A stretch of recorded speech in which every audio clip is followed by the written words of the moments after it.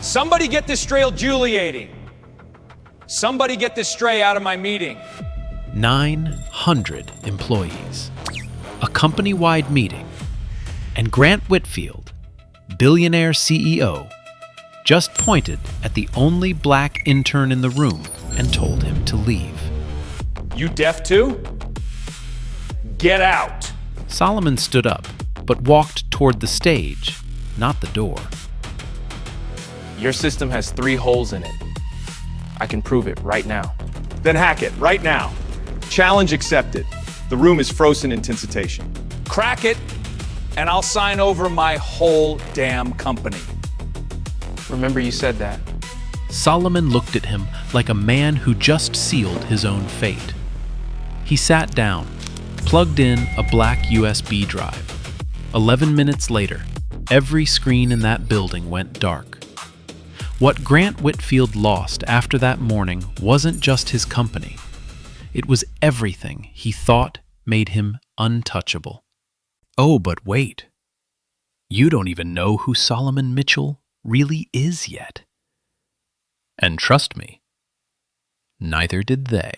3 weeks earlier, Solomon Mitchell stepped off a Greyhound bus in Arlington, Virginia, carrying everything he owned in a second-hand backpack. No car, no family waiting, no one expecting him.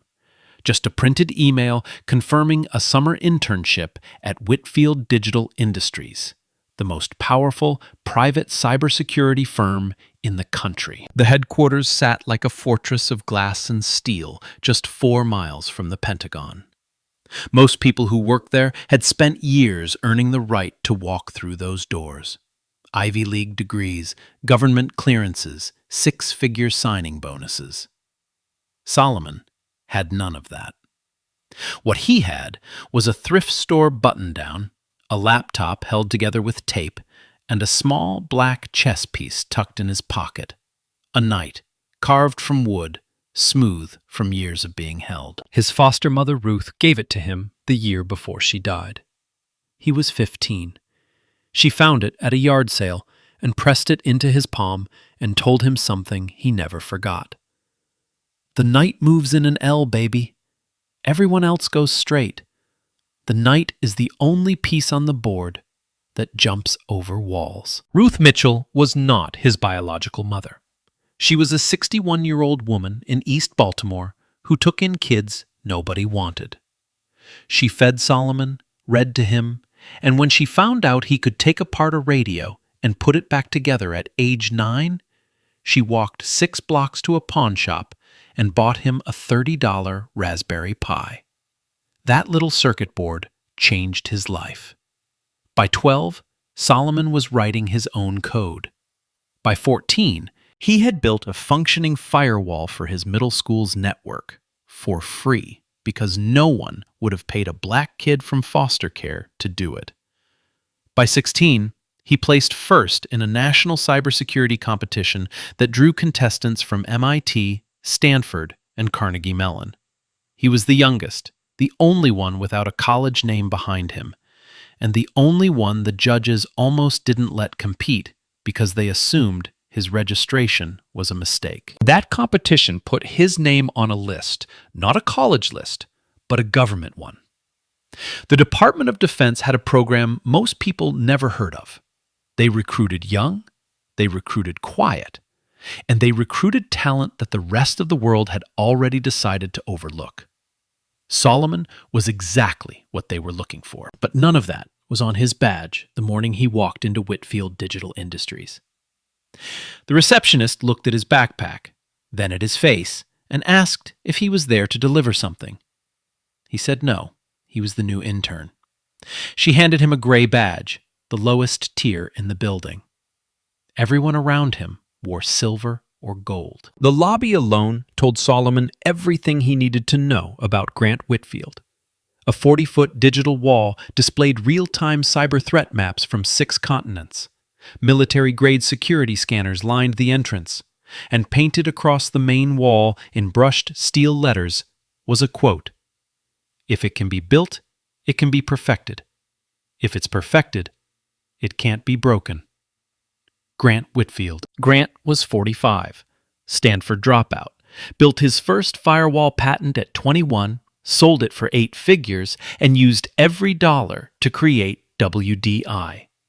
Now he held the single largest active cybersecurity contract with the Pentagon, a $2.1 billion deal to build and maintain Aegis 9, a national defense network designed to protect classified military infrastructure.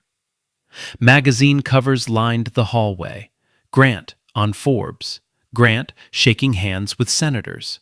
Grant standing in front of the Pentagon with his arms crossed like a man who had already won every war worth fighting. Solomon walked past all of it without a word. He found his cubicle, tucked beside the supply closet, the farthest desk from the war room. He set down his backpack, opened his taped-up laptop, and placed the Black Knight chess piece on the corner of his desk, the only personal thing in his entire workspace. A voice came from behind him. "You're the new intern?" It was Troy Brennan, lead developer, gold badge, corner office, MIT class ring. He didn't wait for an answer. "Interns don't talk to me. Talk to the coffee machine." Solomon said nothing. He just looked at the war room door at the end of the hall, studied the keypad model on its lock, and sat down. Nobody in that building knew what had just walked through their front door. And by the time they found out, it would be too late. Solomon's first week at Whitfield Digital Industries taught him one thing. He was not there to learn. He was there to be invisible. Troy Brennan made sure of it. Every morning, Solomon's task list arrived by email. Not code reviews, not security audits, not system analysis. Coffee runs, cable sorting, reformatting old documentation that no one would ever read. One morning, the email simply said, "Conference room B needs new toner cartridges. Handle it." Solomon handled it. He handled all of it. Without complaint, without expression, without giving anyone a single reason to look at him twice. But every night, after the building emptied, he stayed at his cubicle, his taped-up laptop open, his black USB drive plugged in, and he studied Aegis 9. Not from the inside, because his gray badge gave him no access, but from every piece of public-facing architecture documentation, every API log he could reach, every packet of data that touched the outer perimeter of the system. He mapped the structure the way a surgeon studies an X-ray before cutting. Nobody noticed. Nobody cared. On his 4th day, Solomon wrote a 6-page analysis of a vulnerability pattern he had found in Aegis 9's public API response headers. It was detailed, precise, and if he was right, it meant the authentication handshake layer had a timing flaw that could be exploited during session token refresh cycles. He sent it to Troy Brennan's inbox with the subject line, "Potential Vulnerability, Aegis 9 API Layer." Troy deleted it without opening it. 20 minutes later, Solomon received a reply, not to his analysis, but to the intern group chat. "Reminder, interns observe, they don't opine. Stay in your lane." Solomon closed his laptop. He picked up the Black Knight from his desk, turned it over in his fingers, and said nothing. The second week was worse. On Monday, a critical Aegis 9 review session was scheduled in the war room, the kind of meeting where senior engineers discussed live threat modeling and system resilience. Solomon checked the calendar. His name was not on the invite. He showed up anyway. Security stopped him at the door. His gray badge flashed red on the scanner. "This area requires silver clearance or above," the guard said. "You're not on the list." Solomon stepped back. Through the glass wall, he could see Troy presenting slides. Slides that contained the same API vulnerability pattern Solomon had emailed about 4 days earlier. Troy was presenting Solomon's own findings, repackaged under his name, with no credit, no mention, no acknowledgement that a 22-year-old intern had found it first. Solomon watched through the glass for 11 minutes. Then he walked back to his cubicle and sat down. Nadine Lawson, a junior developer 2 cubicles over, had seen the whole thing. She walked over and placed a spare phone charger on Solomon's desk. "I'm sorry," she said quietly. "That wasn't right." Solomon looked at her. "It's fine." "No," Nadine said. "It's not." That was the only act of decency Solomon received in 14 days. On Wednesday of the second week, Grant Whitfield hosted a lunch presentation in the main atrium. 200 employees gathered with plates of catered food while Grant stood at the front and talked about WDI's upcoming Pentagon review. He was electric, confident, commanding, the kind of man who could make you believe a wall was unbreakable just by the way he said the word wall. Midway through, Grant made a joke. He gestured broadly and said, "Our diversity pipeline finally sent us someone. I think he's been doing a great job with the printer." The room laughed. Some people glanced towards Solomon, who was standing near the back wall holding a plate he hadn't touched. He didn't react. But under the table, where no one could see, his hand tightened around the black knight in his pocket until his knuckles ached. Then came demo day. Every intern was given 5 minutes to present a small project. Most presented slide decks, safe, polished, forgettable. When Solomon's turn came, he stood up and presented something no one expected. A working prototype. Not a slide deck, not a concept. A functioning intrusion detection patch that could reduce Aegis 9's threat response time by 340 milliseconds.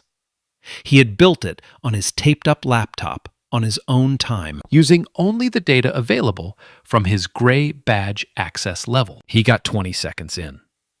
Grant Whitfield raised his hand from the front row. "Stop!" Solomon stopped. "We don't need patches from someone who's been here 3 weeks. This isn't a hackathon. Sit down." Troy Brennan slow-clapped from the second row. A few people laughed. Not many, but enough. The sound filled the room the way a small crack fills a windshield. Nadine Lawson, sitting near the aisle, closed her eyes like she was trying not to feel what she was feeling. Solomon gathered his laptop. He walked back to his seat. He did not look at anyone. But for the first time since he arrived, his hands were shaking. Not from fear, but from the effort of keeping everything inside exactly where it was. What no one in that room understood was this. The patch Solomon had built in 20 seconds of presentation was not a student project. It was a solution. And the vulnerability it addressed, the timing flaw in Aegis 9's session token refresh, was not theoretical. It was real. And it was already being exploited. But Solomon couldn't say that. Not yet. Diane Caldwell, Senior Vice President of Engineering, Silver Badge, corner office on the executive floor, had been sitting in the third row during demo day. She didn't laugh. She didn't clap. She watched. And in the 20 seconds before Grant shut Solomon down, she heard him reference a specific CVE exploit chain, a known vulnerability classification, that her own senior team had not flagged in 6 months of internal review. She didn't say anything to Solomon. Not that day. But she pulled up his intern file that evening and stared at it for a long time. A foster kid from Baltimore. A national competition winner at 16. A 6-page vulnerability report that Troy Brennan had deleted without reading. Something didn't add up. And Diane Caldwell was the kind of woman who didn't sleep well when things didn't add up. Man. 900 people in that room, and not one of them opened their mouth. Not one. Now imagine that's you sitting in that chair. You're the only one who looks like you. Everyone's laughing. And the man with all the power just called you a stray. What would you do? But Solomon didn't leave. And what happened next is the reason the Pentagon picked up the phone. The incident that changed everything happened on a Tuesday, 16 days into Solomon's internship, at exactly 2:14 in the afternoon. It started with a sound, a low, steady tone pulsing through the building's speaker system, the kind of sound most employees had never heard before and hoped they never would. Amber lights flashed along the corridor ceilings. Monitors across every floor switched to a single rotating message. Perimeter alert. Aegis 9. Threat level elevated. A ransomware probe had been detected on the outer edge of Aegis 9's defense network. Not a full breach. A ping. A knock on the door. But in a building that protected classified military infrastructure, a knock was enough to trigger full lockdown protocol. Every door sealed. Every badge was rescanned. Every engineer on the Aegis 9 team dropped what they were doing and moved toward the war room at a pace just short of running. Grant Whitfield arrived in 90 seconds. He burst through the war room door with his jacket off and his sleeves already rolled up. Troy Brennan was at the main terminal, pulling up network traffic logs. Diane Caldwell stood behind him, arms crossed, watching data scroll across 6 screens at once. The room was tight with bodies and tension and the hum of machines working harder than they were designed to. Solomon was not in that room. His gray badge couldn't get him through the door. He didn't try. Instead, he walked calmly back to his cubicle, sat down, and plugged his black USB drive into his taped-up laptop. He opened a custom terminal environment, something he had built himself, something that didn't exist on any commercial platform, and began running his own parallel diagnostic on the alert data that was flowing through WDI's non-classified external channels. Within 4 minutes, he had the answer. The probe wasn't ransomware. It wasn't an external attack at all. The packet timing signature, the rhythm of the data knocking on Aegis 9's door, didn't match any known Eastern European or Asian threat group. The intervals were too clean, too structured, too predictable. Solomon had seen this pattern before. It was a test script, an automated diagnostic tool used by government auditors to verify system responsiveness during a compliance review. Someone on the Pentagon's own audit team had misconfigured their testing tool and accidentally triggered it against the live system instead of the sandbox environment. It was a false alarm, a bureaucratic typo dressed up as a national security threat. Solomon typed a single message on Slack and sent it to the only person in the building who had ever shown him basic respect. Nadine Lawson's screen lit up. Tell them it's not ransomware. It's a recon sweep. Origin is spoofed Eastern European relay, but packet timing matches domestic. Someone on the audit team misconfigured a test script. False alarm. Nadine stared at the message. She read it twice. Then she stood up, walked to the war room, and knocked. Diane Caldwell opened the door. Nadine showed her the message. Diane read it, paused, then turned to Troy. Pull the audit team's activity logs for the last 40 minutes. Troy frowned. Why? Just do it. He did. And Solomon was right.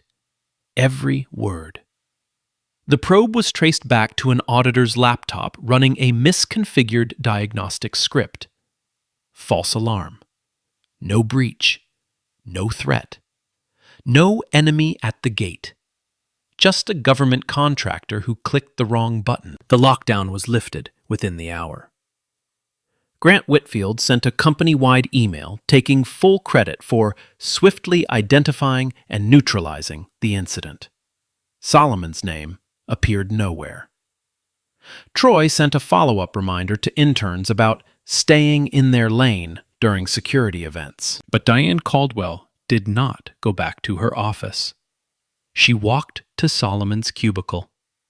She looked at his screen, the custom terminal, the diagnostic output, the analysis that her entire senior team had failed to produce in the time it took Solomon to type a Slack message. She saw code running in an environment she had never encountered in 20 years of cybersecurity work. "Where did you learn to do this?" she asked. Solomon looked up. "I taught myself." Diane didn't believe him. But she didn't walk away either. She stood there for a long moment, studying his face the way she had studied his code, looking for something that didn't add up. Then she nodded once and left without another word. That night, Solomon sat alone in his studio apartment. A mattress on the floor, a folding table, nothing on the walls. He held the black knight chess piece in his palm and turned it over slowly. And somewhere in the back of his mind, Ruth's voice said what it always said. "The knight jumps over walls, baby.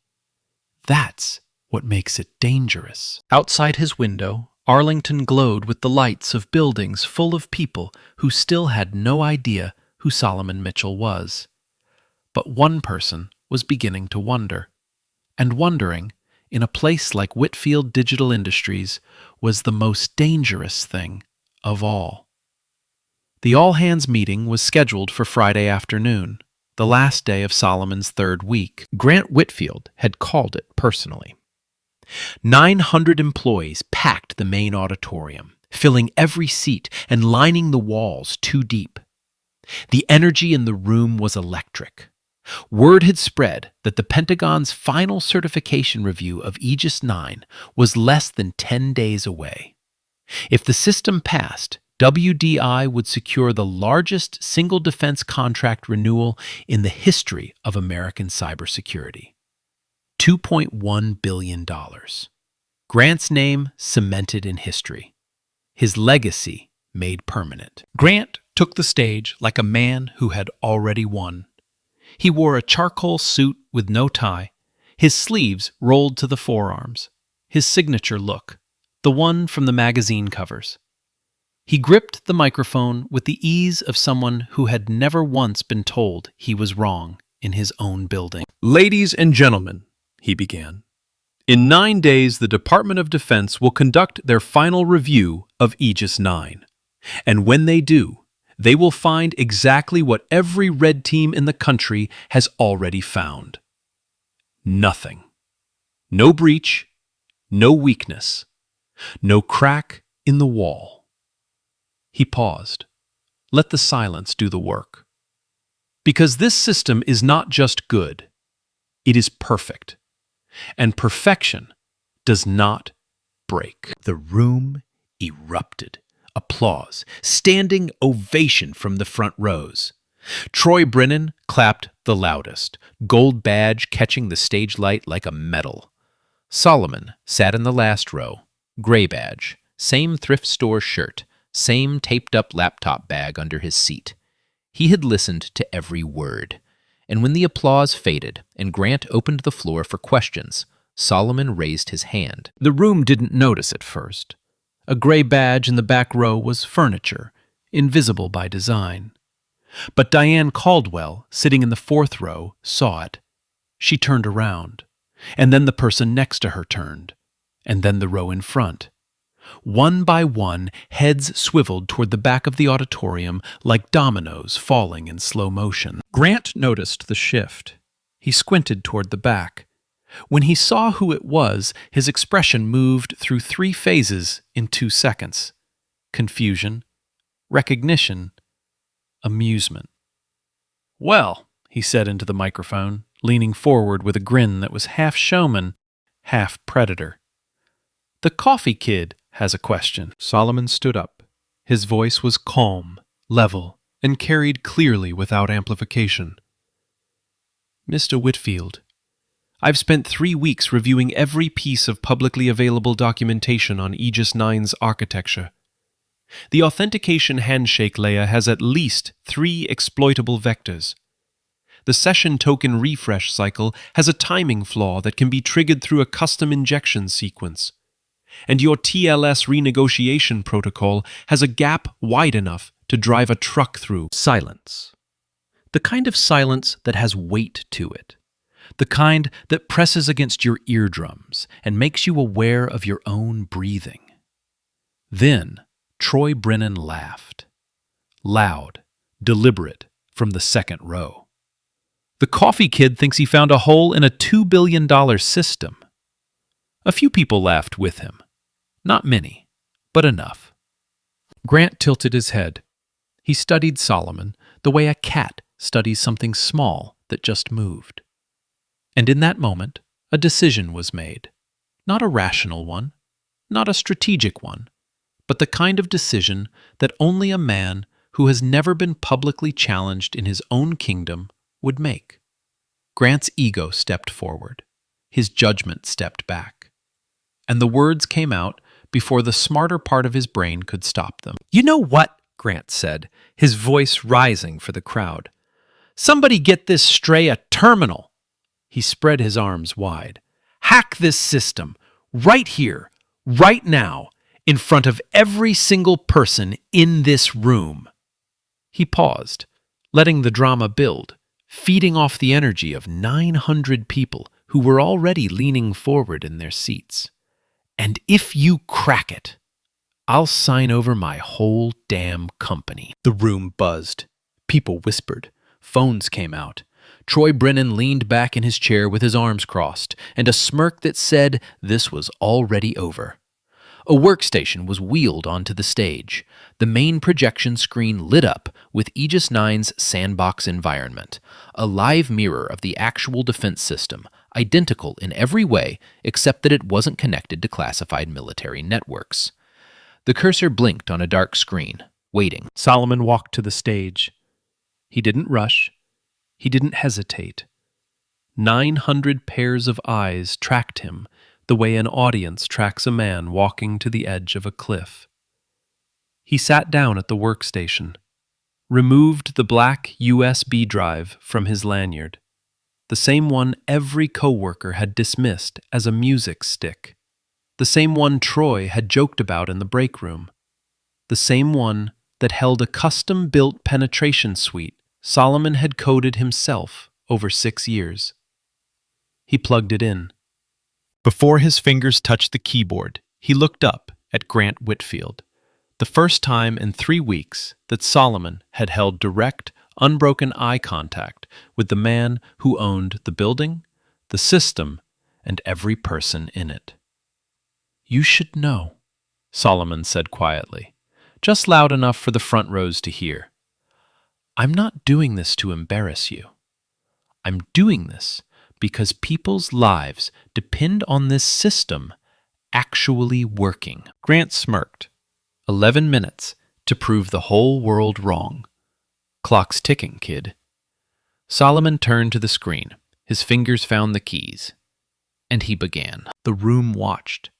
The projection screen filled with scrolling code. Fast, precise, deliberate. Solomon's keystrokes had a rhythm to them, steady and unhesitating, like a pianist playing a piece he had memorized so deeply it lived in his muscles, not his mind.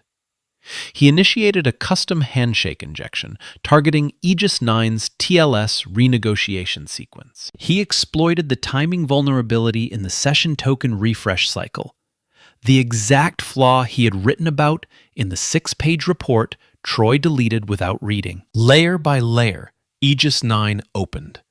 Authentication bypassed. Internal routing tables exposed. Encrypted database headers unlocked.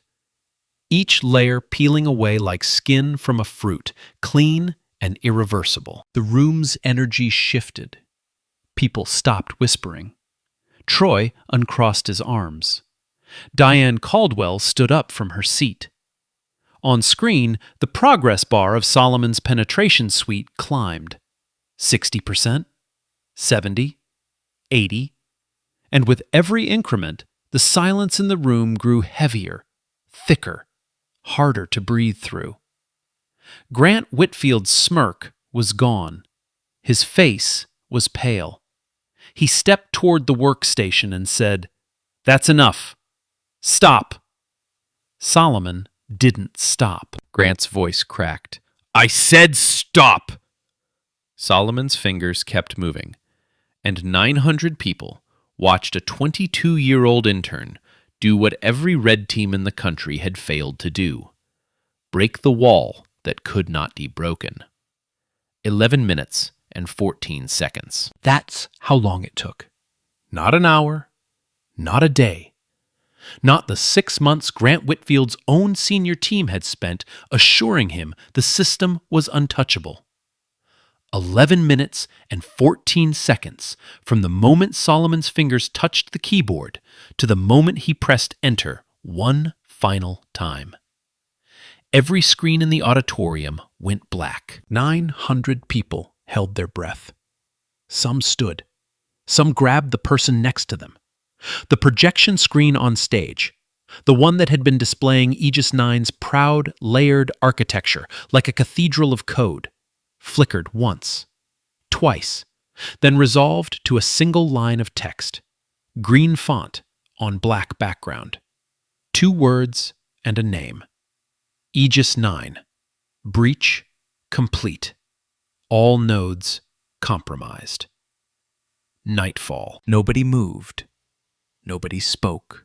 The silence was so thick you could hear the air conditioning cycling through the vents 3 floors up. Solomon unplugged his USB drive, placed it back on his lanyard, stood up from the workstation, and turned toward the audience, not with triumph, not with arrogance, but with the quiet, steady expression of a man who had done exactly what he came to do. Grant Whitfield's face had gone from pale to gray. His hands were shaking. He looked at the screen, then at Solomon, then at the screen again, like a man watching his house burn and still not believing it was on fire. Then something broke inside him. Not sadness, not humility. Rage. "Security!" Grant's voice cracked across the auditorium like a gunshot. "Get him out of here! Now! This is sabotage. This is a criminal act. Someone call legal. I want this kid arrested before he reaches the parking lot." 2 security guards moved toward Solomon.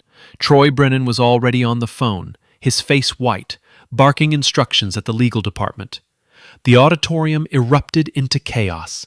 People standing, talking over each other, some filming on their phones, others heading for the exits like the building itself might collapse. Solomon didn't resist. He didn't run. He let the guards take his arms, and as they walked him toward the door, he looked back at Grant one last time. He didn't say a word.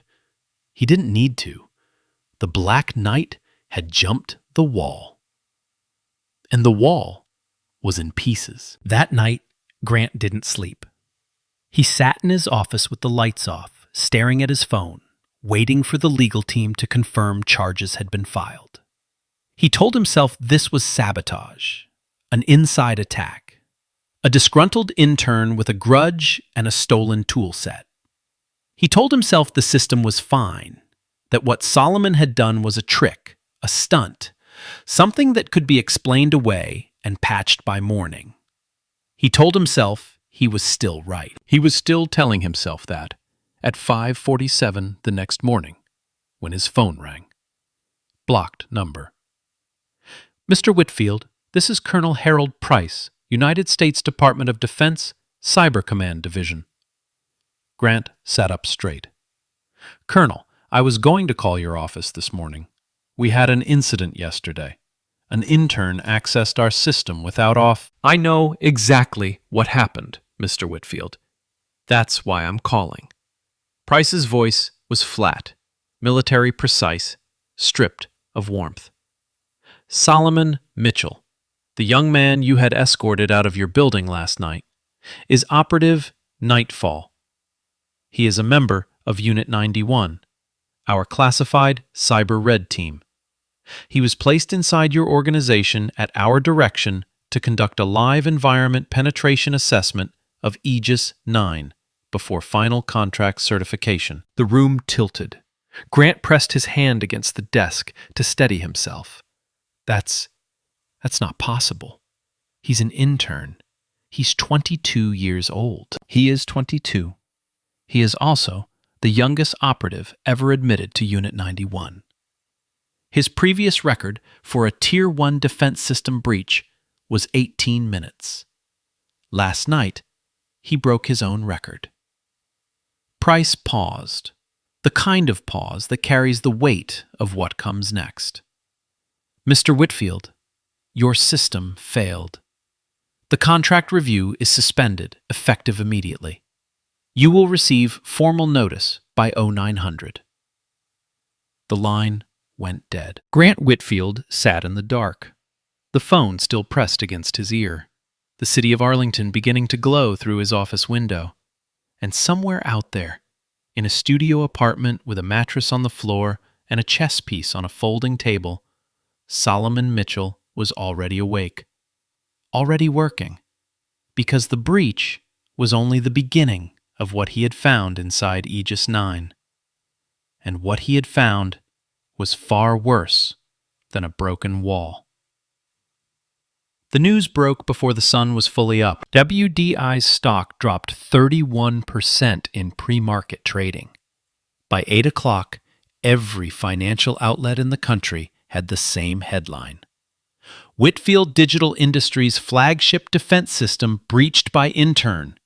Pentagon suspends $2.1 billion contract. By 9 o'clock, Grant Whitfield's name was trending. Not the way it used to trend. Not Forbes covers. Not keynote invitations. Not glowing profiles about the man who built a wall the world couldn't break. This time, it was different. This time the wall was rubble, and 900 employees had watched it happen. Grant's board of directors held an emergency call at 7:15. 8 voices on the line, none of them friendly. The chairman, a 70-year-old defense industry veteran named Arthur Caldwell, no relation to Diane, told Grant in plain language that the board expected a public statement within the hour and a full internal investigation within the week. Grant promised both. Then he hung up and did something far more dangerous. He called a press contact at a major news network. And he lied. The statement went out at 8:40. Whitfield Digital Industries experienced an unauthorized sabotage event carried out by a rogue intern acting outside the scope of his employment. The individual has been terminated and referred to law enforcement. Aegis 9 remains fully operational and secure. Every word was calculated. Every word was wrong. But Grant didn't know the worst part yet. Because while he was busy protecting his ego, the Pentagon was dealing with something far more serious than a failed stress test. Colonel Harold Price called Solomon at 6:12 that morning. Solomon was already awake, sitting cross-legged on his mattress, his laptop open, his eyes locked on a string of code he had copied from Aegis 9's deep architecture during the 11-minute breach. Something had been bothering him since the moment he cracked the system. A shadow in the data, a pattern that shouldn't have been there, a whisper hiding under all the noise. "Mitchell, we have a problem," Price said. No greeting, no small talk, military voice. "I know," Solomon replied. "I found it during the breach. There's a dormant back door embedded in Aegis 9's firmware update layer. It wasn't part of the original architecture. Someone planted it, and it's been there for months." The line went quiet for 3 seconds. In military communication, 3 seconds of silence is an eternity.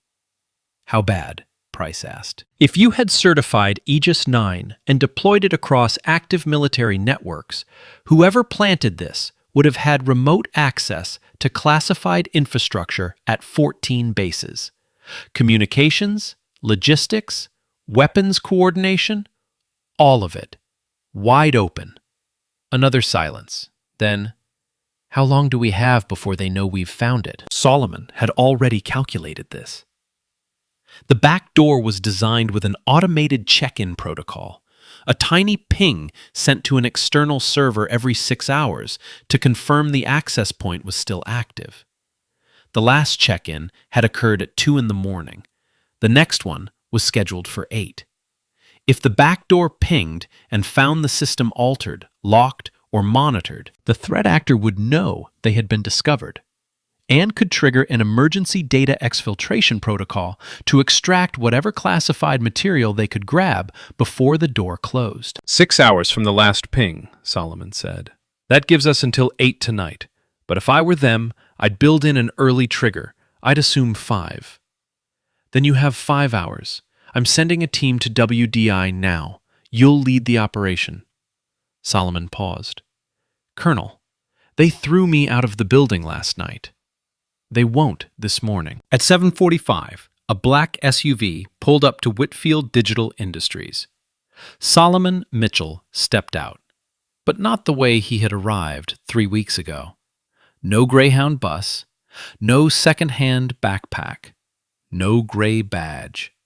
He was flanked by 2 uniformed military officers and a civilian DoD liaison carrying a briefcase with the Department of Defense seal stamped on the leather.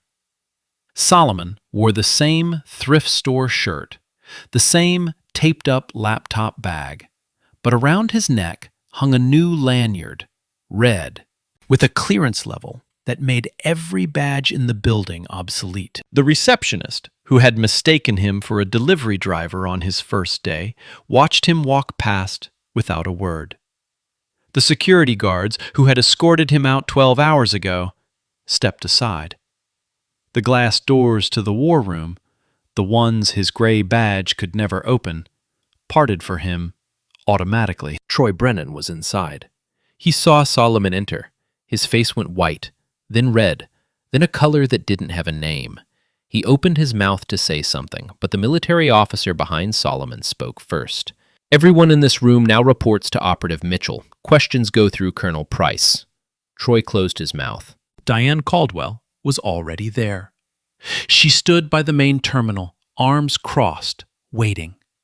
When Solomon approached, she did something she had never done in 20 years at WDI. She stepped aside and offered him her chair. "It's yours," she said quietly. "It should have been yours 3 weeks ago." Solomon sat down. 5 hours. 14 military bases at risk. A ghost hiding inside $2 billion of code. And the only person in the country who could find it was the kid they had called a stray. He plugged in the black USB drive and got to work. The operation unfolded in layers.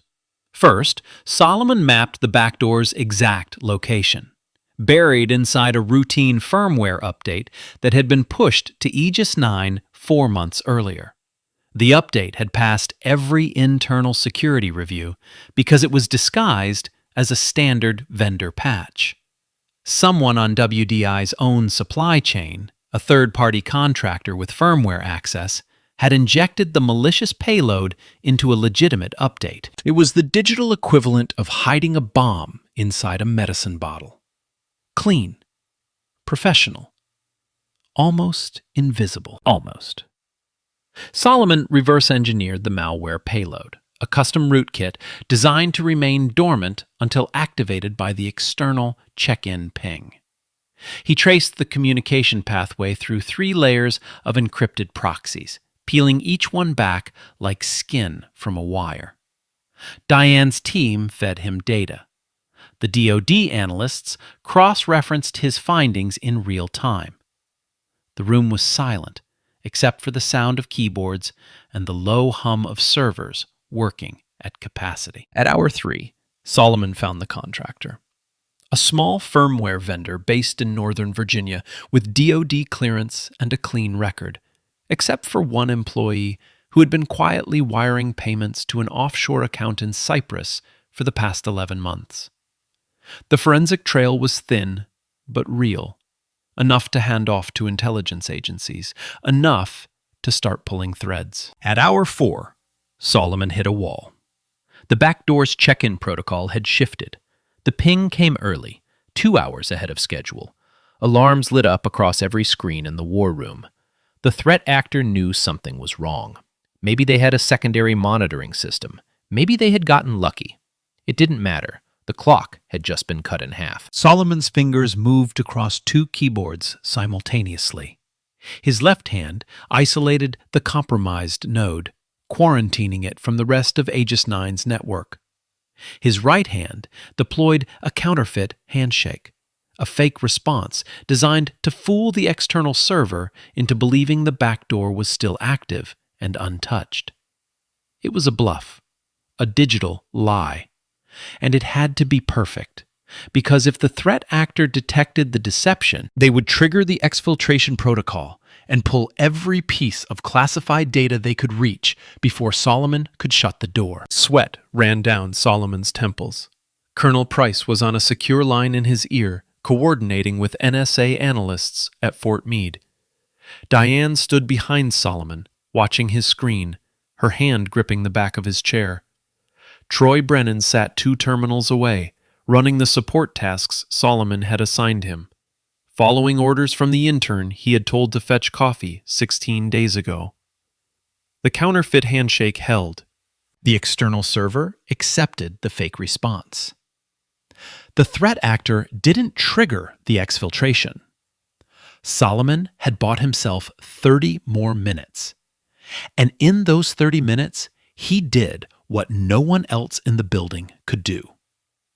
He extracted the full forensic signature of the backdoor, sealed the compromised firmware layer, deployed a clean patch across every node in Aegis 9's network, and locked the door so thoroughly that even he couldn't open it again. When it was done, Solomon leaned back in his chair.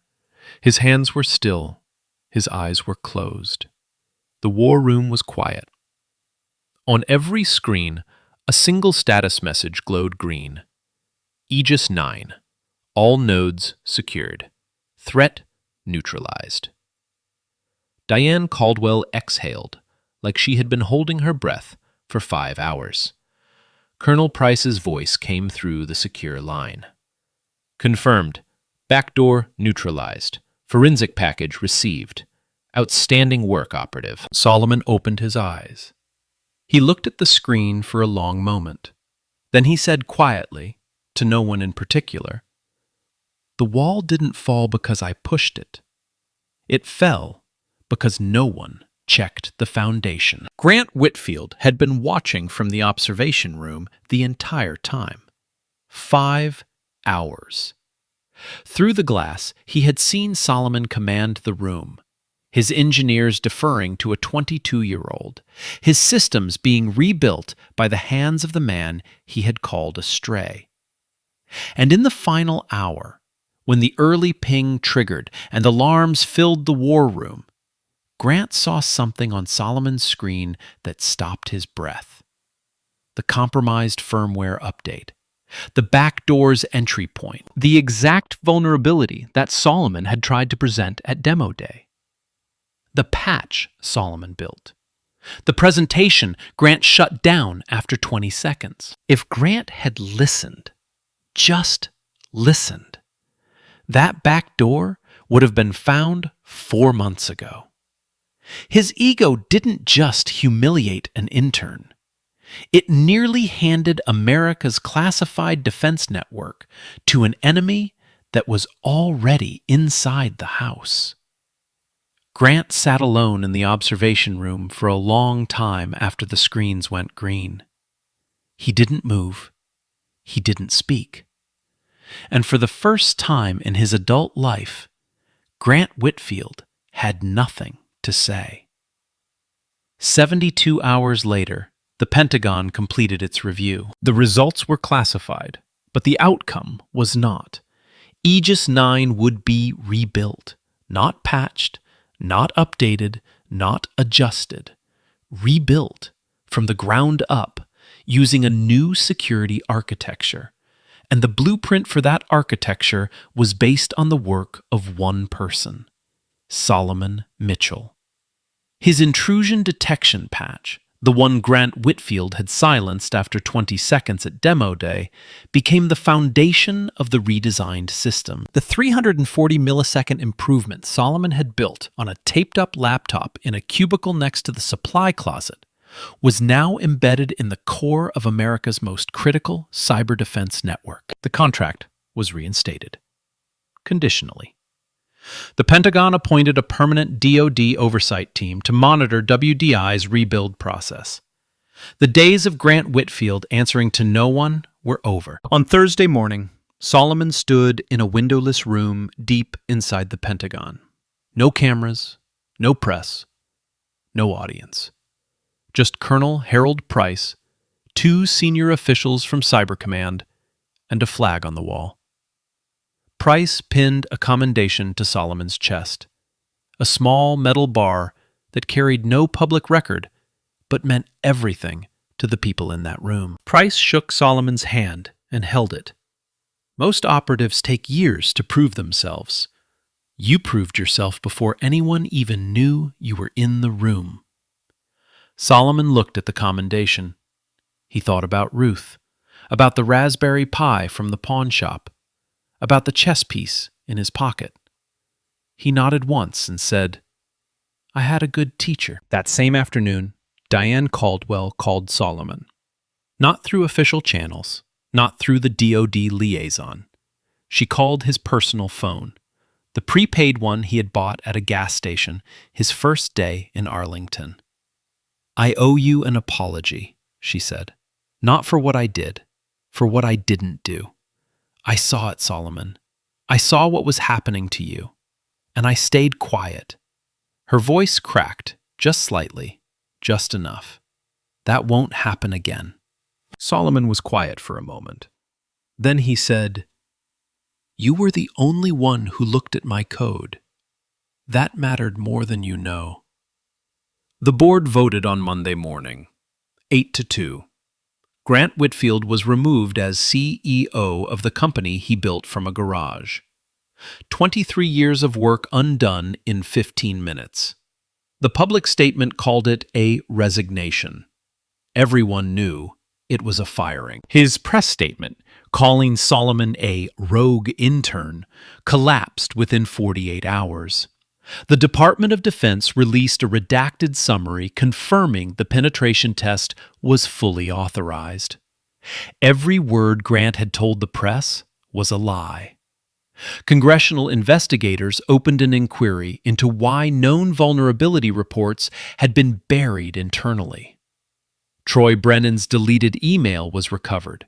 Solomon's 6-page analysis that identified the exact flaw the backdoor exploited. Troy was terminated the same week. His gold badge didn't follow him out the door. Diane Caldwell was appointed interim CTO. Her first act? Eliminate the badge tier system. No more gray, silver, gold. One badge, one level of respect. Her second act? An internal channel where any employee could flag security concerns directly to the CTO without passing through a manager. She named it the Mitchell Protocol. Nadine Lawson was promoted to senior engineer. Solomon personally recommended her to Colonel Price's civilian recruitment pipeline. Solomon declined every private sector offer that came in, each one worth more than Ruth Mitchell earned in her entire life. He accepted a full-time role with Unit 91 and began building something that had never existed, a training pipeline for young people from foster care and underserved communities to enter cybersecurity. Free tuition, full mentorship, real placement. He named it Knight's Move. On a Saturday morning, Solomon drove to Baltimore. He walked through a cemetery he hadn't visited in 6 years. Found Ruth's headstone. Simple, small, just her name and 2 dates. He knelt down and placed the black knight chess piece on top of the stone. "I jumped over the wall, Mama. Just like you said." He stayed there for a long time. And somewhere in Arlington, a building full of engineers was learning what Ruth Mitchell had always known. The quietest piece on the board is the one that changes the whole game. 900 people in that room, 900 educated, credentialed, well-paid professionals. And not one of them saw what was right in front of their faces. Not because Solomon was hiding. He wasn't. He showed up every single day. He wrote the report. He built the patch. He raised his hand.